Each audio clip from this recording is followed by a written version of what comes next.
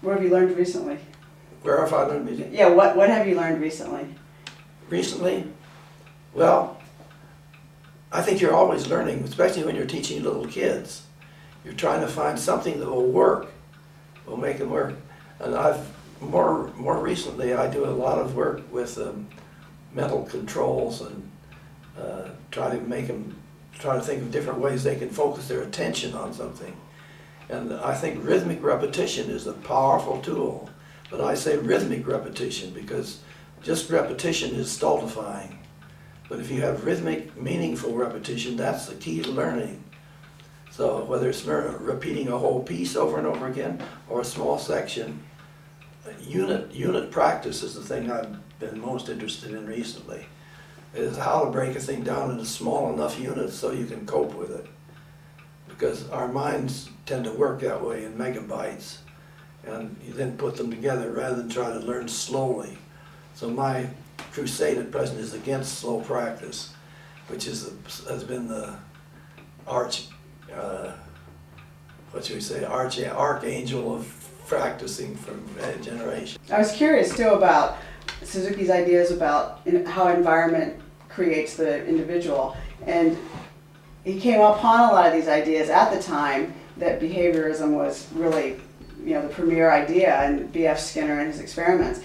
Do you think that that's, was he getting those ideas simultaneously, or was he connecting to that whole school of psychology? Well, I think he was, as you say, he was in Germany in the 20s, late 20s, when so many of these ideas were in ferment.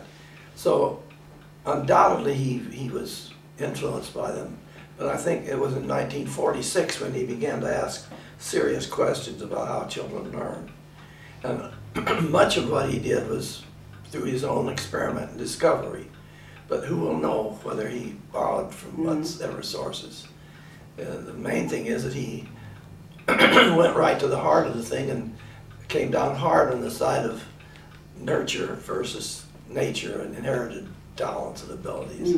And he was pretty consistent about that all his life. He didn't completely discount genes and the influence of that, but was much more interested in what nurture could do.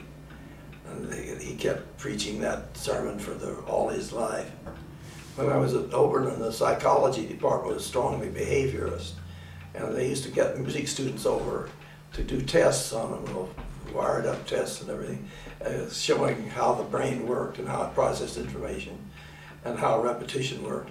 But in the music department, typically stuffy, we said we wouldn't have anything to do with it. He said, those psychologists, what do they know about music? What do they know about practice? They don't know anything about it. You should practice slowly. We go back in our scales, 4 counts on each note. If we do that for an hour and then play it fast, it would still be wrong. But I think those ideas are becoming much more prevalent now. Well, I guess that's the part we have control over. I believe there's a constant exchange of information occurring between knowledge about genes and knowledge about nurture. And I think there'll always be a discussion about that ambivalence. But certainly, as you just said, we can do something about nurture. That's our field. That's to find out how to educate better. And educate becomes our byword, not genes. And not selecting people on the basis of genes.